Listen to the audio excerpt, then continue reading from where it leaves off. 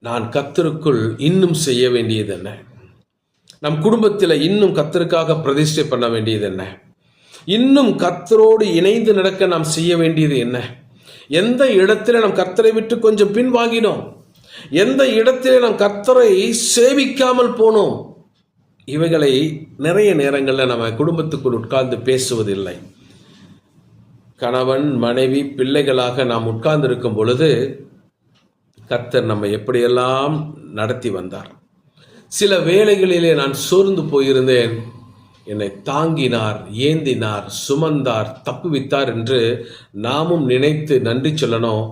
பிள்ளைங்களுக்கும் அதை கற்றுக் கொடுக்கணும். அப்போதான் ஒரு தெய்வ பக்தி உள்ள சந்ததியை நம்ம எழுப்ப முடியும்.